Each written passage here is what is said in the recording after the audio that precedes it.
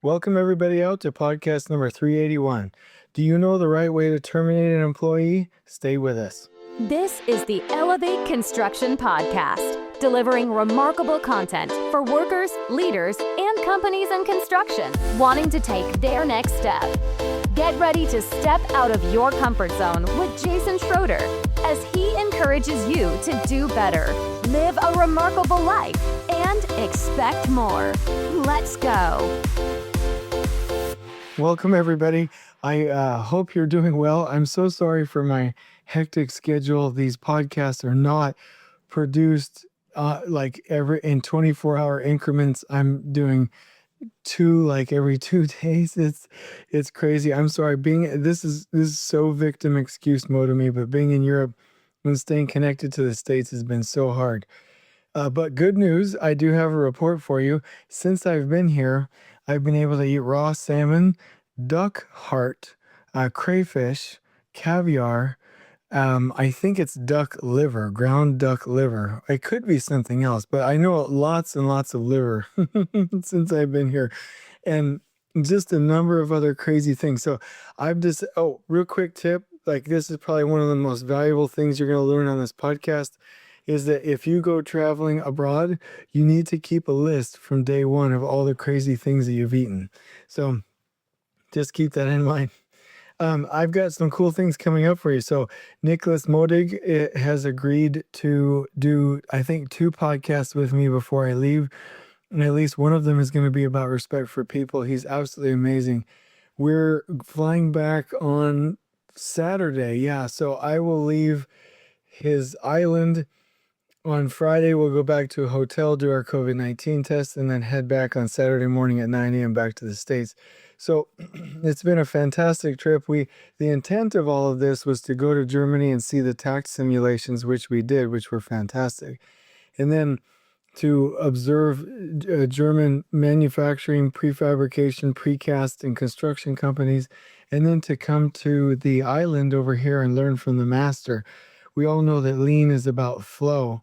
And those 3 principles that support flow: just in time, the Judoka principle, and then Kaizen. So it's been really, really neat to talk to the man. And so this information comes directly back. The purpose of it actually is to network and bring back information from a scaling standpoint to clients. And so any of the clients that listen to the podcast, I want you to know that that's the main purpose of the trip. So there's 2 key things. One is the scaling of Takt and the simulations. The other one was the pedagogical theory behind how to scale and teach organizations, and there's a really specific way to do it. I won't give out all the trade secrets, but really you have to implement in an organization and then get a common vocabulary, common language, train everybody, and then do an assessment, and then have the teams scale like a learn, teach, learn, team leader type concept, where the organization scales in a way that it's internal and it's scalable. It's pretty fantastic. So those are the things that I'm taking back. I'm ready. We're going to finish all of our outlines tomorrow for some upcoming courses. It's pretty fantastic. So just a reminder, Elevate Construction, we do project recovery, training, consulting.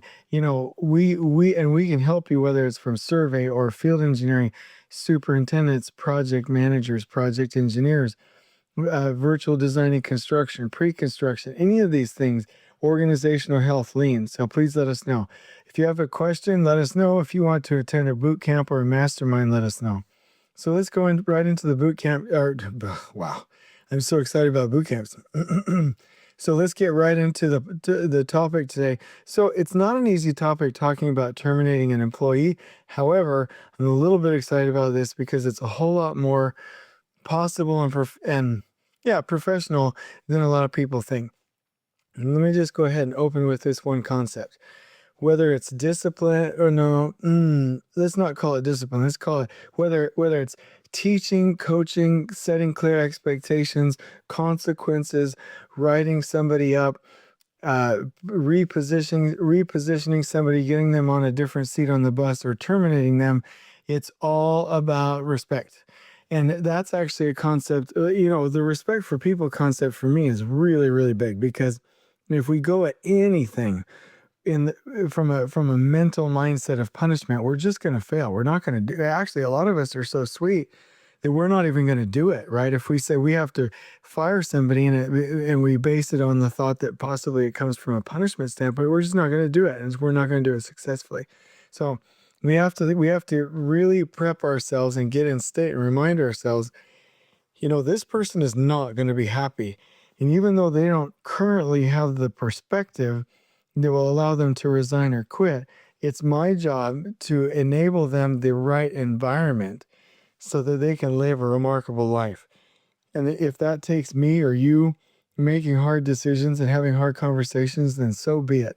And so I'm really excited about talking about this topic today. This actually came as a request. There's a lot of folks that don't do this right, so I really hope that this helps. So real quick, I'm excited about online content in the future.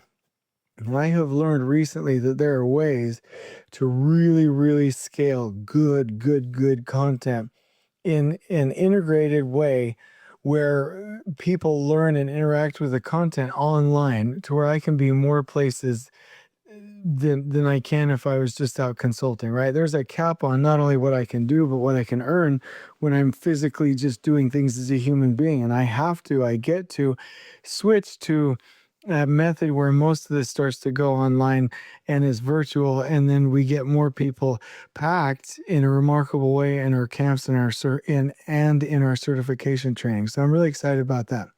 Here's a bit of feedback from our fans. Hi, Jason, longtime listener. Second time sending in a question. I know you're in Germany, and I know this is not your field of expertise, nor may you agree with my position. I've been working from home for the last 1.5 years. I've never been more efficient, more alive, and more in tune with work. I'm doing better with and collaborate virtually regularly. This week, I learned that we are transitioning to a mandatory 5-day-a-week in-office work week. I've messaged a few people, and it looks like the residential developers are mostly going back in the office 5 days a week with no exceptions. I'm exceptionally good at my job as an owner's rep, but I'm struggling with how I can reinvent myself and work from home for at least 3 days a week. I'm willing to take a part-time cut, relocate, and even change industries, but I'm in my early 30s and not interested in full-time entrepreneurship. I've tried it before and it's not for me. I can learn and be the best at anything I set my mind to. Any guidance on your next show is appreciated. Stay safe. So, yeah, definitely not an expert on this. I'll be the first one to admit that. Probably going to give you some horrible advice here, but I would say if you're a hard worker and you really have done the grind and really worked hard and earned your position, and if you're able to take care of your family and do the things that are right to pay your taxes and do what's right for society, then I would say that you need to go ahead and head in a direction where you're fulfilled. Success without fulfillment is the ultimate failure in a sense. Now, I don't agree with this when certain kids come out of school and they're like, "Oh, I just got done with college and now I want like a job at $150,000 a year working at Google and I deserve that." Like, I don't agree with that mentality at all. Like, folks coming, whether you didn't go to school or whether you did go to school, you need to, in my mind, there's no difference in those two scenarios. You still have to prove yourself. You've got to grind. You've got to work hard, and you have to program yourself in a way that allows you to learn personal organization, responsibility, discipline, ethics, morality, how to be professional at work, how to respond and be an advanced communicator. These things are pretty fundamental. And so I really don't like the thought of the responses that I get sometimes where they're like, "Yeah, I went to 4 years of school, so now I think I'm above working hard." No, no, no, no, no.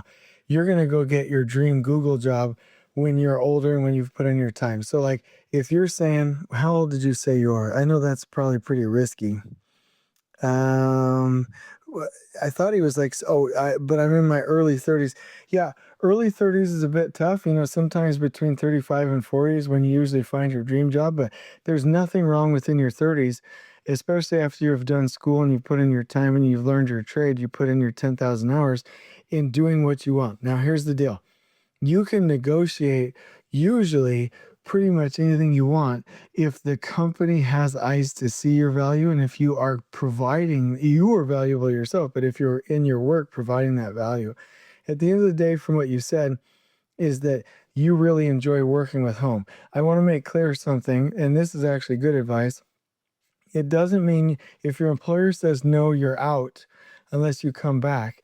It doesn't mean that they're bad and you're good. And it doesn't mean that you're bad and they're good. It means that you and your company are different.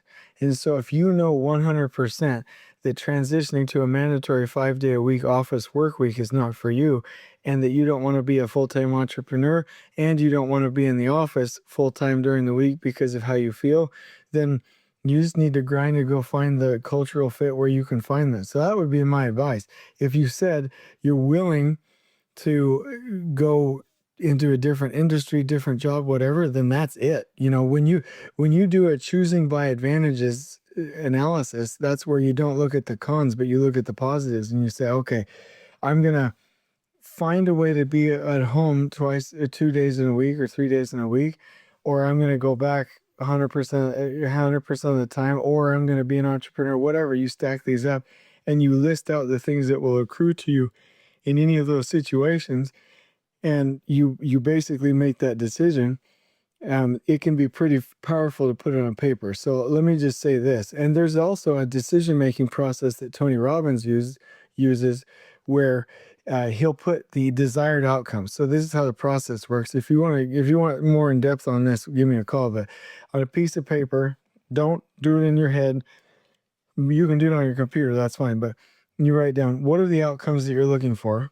And then you write down all of the possible opportunities, right? What are the options, right? And then you write down for each of the options, what are the consequences, what are the positive and what are the negative things. So you can either do the choosing by advantages where you just do the positives, or you can do the positives and the negatives. So then when you do that, you look at each option, you score the probability of each of the positives and negatives, and then you put down on a scale from +10 to -10 the impact from a positivity or a negativity standpoint for each one. And when you total those all together, you'll start to get a pretty clear picture of where you need to head. Looking at it on paper is pretty fantastic. Then you go into an evaluation stage where you say to yourself, well, if there are some negative consequences to either of these, the ones that I think are options, then you go into this mitigate mode, this where you say, how can I reduce the negative effects or the risks of any of these decisions that I make?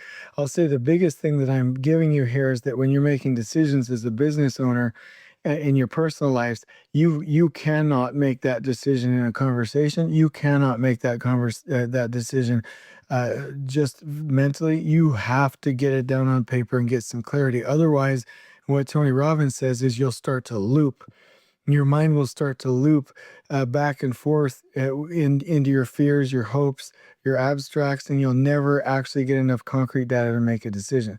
So my final comment for you is that if you've put in your time and you're not just being whiny and entitled, and you really just know this is what's best for you and your family, then I'd get these your options down on paper, and I'd pray about it, and I'd make a decision, I'd mitigate the risks, and I would hold on to the decision that I made and have faith and move forward. So I hopefully that helps. Let's get right into the podcast here. Here's the conflict. You're not setting yourself up to be able to properly terminate somebody.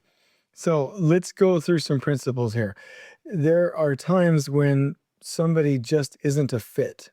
So we blame processes, we blame behaviors, we blame culture. We don't blame people. But that doesn't mean this is the concept that we have to get our minds around.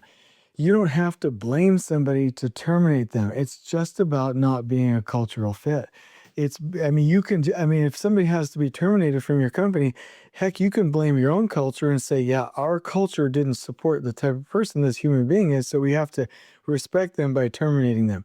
Just like Adam Hoots always says, there's the teaching portion, the awareness, the setting clear expectations, there's the coaching method, there's the, personal one-on-one time, there's the putting somebody on notice. There's the putting somebody into a different position. Then there's the termination. It's going to be 8 steps into something before you terminate somebody, because most of the time you can do some great things with them. And my buddy Brian Melcher always says he's so much better at this than I am up until now, because I'm going to learn from him, is that a lot of times it's we as supervisors aren't setting up the environment or the clear enough expectations or working with them or right. But if after all of that, it's still just not a cultural fit, or if somebody has violated a safety rule, or if somebody has done something that's just not acceptable, or right, or they're a cancer, or they're not belonging to your culture, we have to do something about it. So I would say first and foremost, you can never and here, for anybody listening to the podcast, if this was forwarded to you, or if you picked up on this or whatever, this is going to be super helpful information. So please get ready. You can never discriminate against race, color, religion, national origin, sex, disability, and familial status. And you can add in there any of the other statuses that somebody might have: sexual orientation, preferences, any of these things, political beliefs. You cannot discriminate against people for that. So that means that you cannot treat them differently. You can't restrict promotions. You can't put people in worse assignments. You can't fail to hire them because of any of these things. Or again, race, color, religion, national origin, sex, sexual orientation, disability, family status, any of these things, you can't. And here's what a lot of times people forget, is that you also can't treat them differently in the opposite way. Like, let's say, for example, if I would to a white male hold them accountable and say, that is unacceptable for you to do that and to have that kind of behavior. But then it comes to, you're talking to a female, or you're talking to a minority, or you're talking to somebody who has a military status or whatever, and then you fail to say what needs to be said like you would with a white male, then you're treating them differently and you're discriminating against them. And you're probably hindering their progress because you're being a wimp and you're prioritizing your own feelings over others. So I would just say 100%, you need to treat people of a different race, color, religion, national origin, sex, sexual orientation, disability, and family status the same as you would anyone else, even if it's hard. Now, you shouldn't be an a-hole. Like, there should never be a time where to a white male you're cussing and yelling and being rude. You shouldn't do that to anybody. So if there's a situation in a meeting or whatever where you say, John, in this meeting, we really need you to turn your camera on, or John, that kind of behavior isn't something that we tolerate in our culture, or whatever, then you should be able to say, Jane, you need to turn your camera on, or Jane, this is something that we don't tolerate in our culture, right? And people will see if you're discriminating in either direction. You just can't do that. And you got to have people that are watching out for you. You can't be in a silo. You have to have people that are watching out for you. So treat people the same way in both directions. The other thing is, when we're working with people, we have to make sure that we remember a couple of principles. So that's the first one. The other thing is, we need to be very, very professional. I can't tell you how valuable it is to call, in every instance, call human resources ahead of doing anything. I remember, and this was, I'll just mention it, when I was at Oakland Construction, they have a fantastic human resources department, very good. And the director, all of them were just fantastic. And so if there was ever something that happened, COVID-19 case on the project site, or doing a little coaching or sending an email or whatever, I knew I could call them. And I remember them telling me a couple of times, Jason, thank you for always calling us before you act on anything, because we're able to not only provide insight, but also if you terminate somebody or you're doing something, we know how to respond and back you up. There was an interesting thing that somebody once told me, which I thought was fantastic. And he was a lawyer, a very, very successful lawyer, who ended up in the business leadership team of a key company. And he said, everyone treats us lawyers like we're we have the plague or something, but there will come a day when you'll need me, and then I'll be your best friend. Like we are here to help you. And I really enjoyed that perspective because we should look at human resources, HR, and the legal department as friends, as allies. If we were in some deep manure, like they're the ones that are going to be there helping us. Don't forget to call them. So you have to do that. Now, once you get that coaching, the people in HR and people in legal are really going to be able to give you some good advice. But here's some other principles. Critique the behavior, not the people. We blame the process, we blame the culture, we blame the behavior, but we don't blame people. It's important that you don't make the conversation overly personal or emotional. The end goal is to reach the solution to the problem, not to spark a confrontation. You have to be able to keep your cool and just stick to the facts. And if you have to write down the facts before you go into the meeting, do it. If you have to rehearse it so that you keep it on point with respect for people, factual data, what's best for that human being, then you do that. It's important to focus specifically on whatever is happening, their inappropriate behavior, the undesirable behavior, their circumstances, the lack of skills, the lack of being a cultural fit. Do not make it personal. Do not attack them personally. And even if they get kind of emotional or negative or start yelling yourself, just stick to the facts. I personally have had to like literally just write things down and anchor back to it. You have to, as a human, to be able to anchor back to it. And you might need somebody to help you to be in there as well. You know, I've had HR in there with me. So these people, human beings might react in a confused state, in a fearful state, or in a state where they have personal problems. You can't take that on. It's not your responsibility to take on somebody else's emotions, okay? The other thing is, when you're in these situations, listen to feedback. Always make sure it's a two-way conversation. There may be some things, just be some anger, but if somebody ever, this is super helpful. If somebody ever mentions harassment, discrimination, inappropriate behavior, illegal acts, you have to take all of those, you get to take all of those seriously and make sure that they're thoroughly investigated. You cannot ignore those. Always listen. The other thing is, when you're dealing with employees, give clear direction. And this is no, it's not funny. I don't want to say that. This is a tragedy that most employees that are terminated will say they had no idea. And then guess what? HR goes and attempts to find the paperwork where you've written them up or set clear expectations, or that person had a clear way to win in their role. And guess what? There was nothing. And then when they attempt to terminate somebody, and especially if they're in a protected class, HR has to prove, which is their job, and it's right, that they're not being terminated because of discrimination.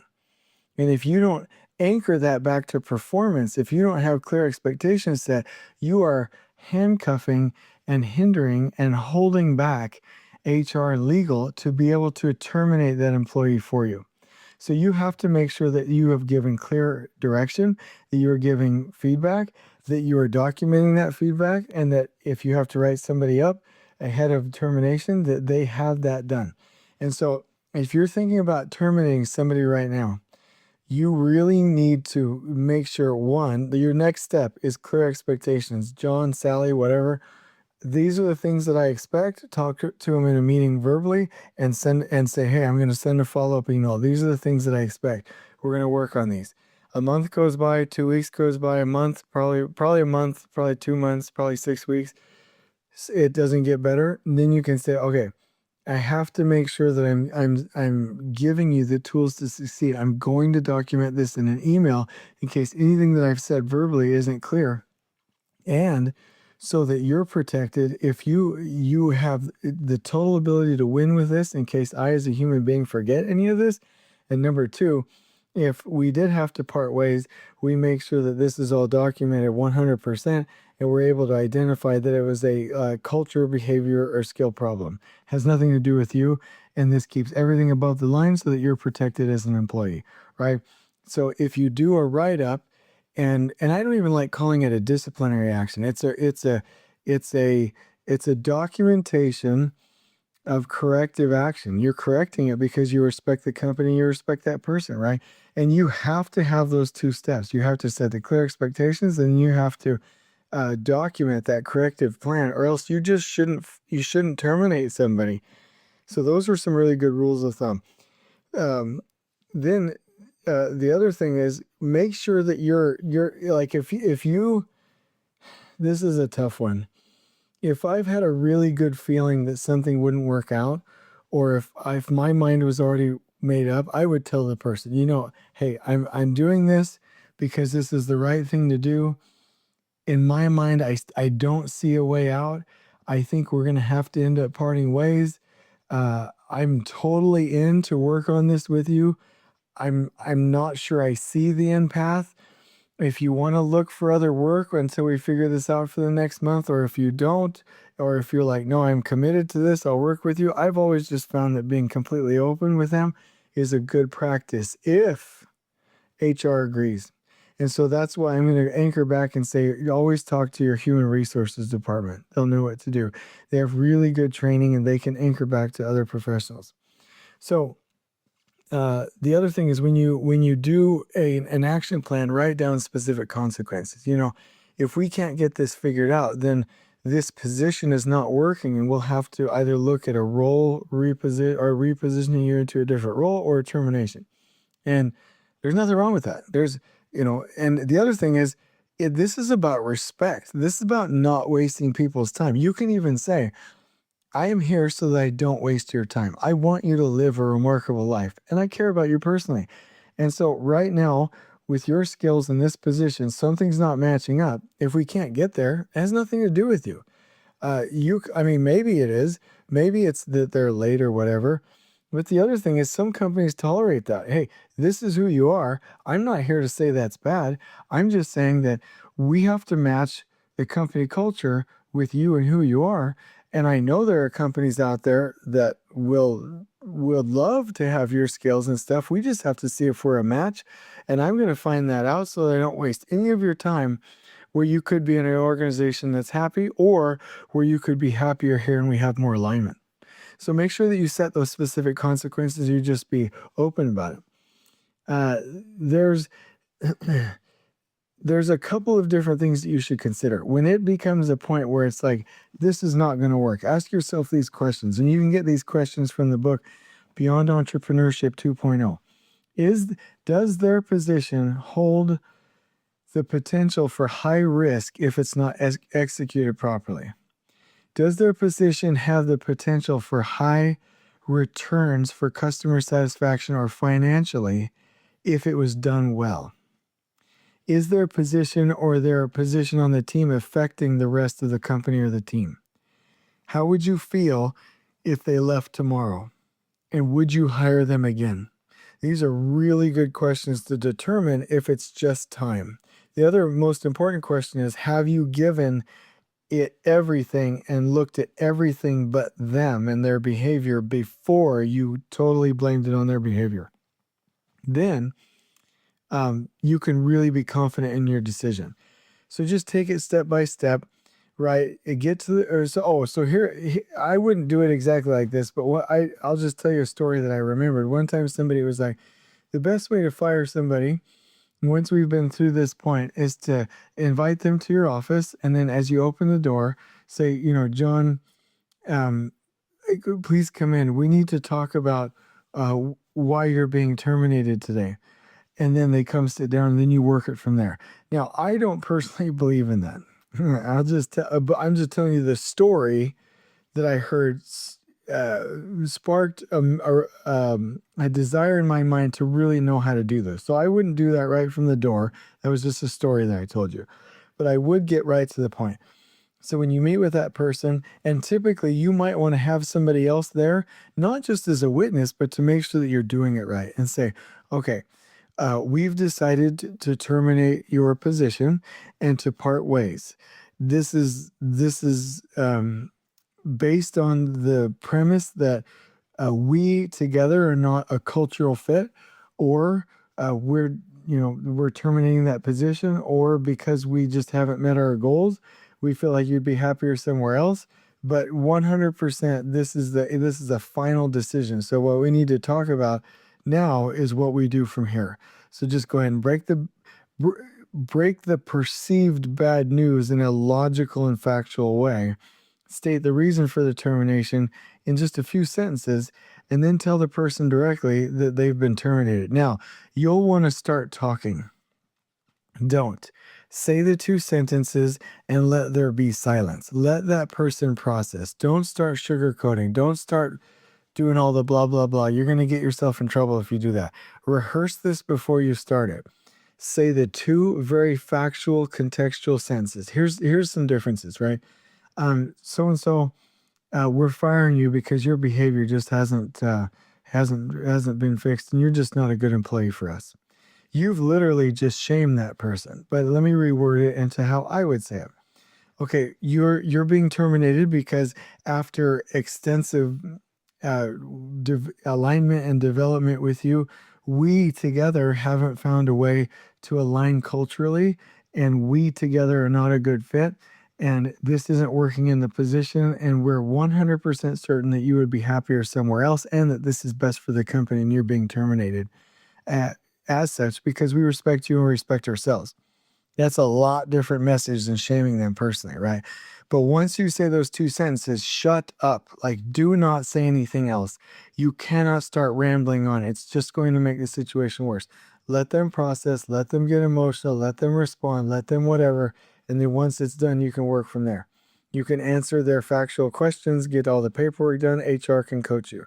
So you listen to what they have to say, cover anything essential, and then you wrap it up graciously, and you make sure that it's professional, and that you stick to the facts, and then you anchor it back to respect for people and what is factually going on. You do not, under any circumstances, get emotional. So that is the pattern for how to terminate somebody.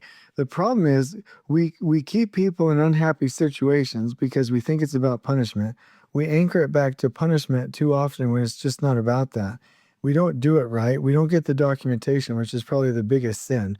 We get emotional. We don't shut up after we say the facts. And we don't let that person just have their reaction. Let them have their reaction. However they react, it has nothing to do with us. And that's their life. So my challenge is, when somebody needs to be respected enough to be invited to go somewhere else, get it done. Make yourself a little checklist if you have to from this podcast. Write things down and practice ahead of time. Follow what you've written down and make sure always to contact HR. So I really hope this has been helpful. There are ways to, and there's ways not to terminate somebody. So let's make sure we get it right, because at the end of the day, we love and cherish and adore and respect people. And that is why we make these decisions. On we go. Please join us next time in elevating the entire construction experience for workers, leaders, and companies coast to coast. If you're enjoying the show, please feel free to share with your construction colleagues and help us spread the word by rating, subscribing, and leaving a review on your preferred podcast listening platform. We really appreciate it. We'll catch you next time on the Elevate Construction Podcast.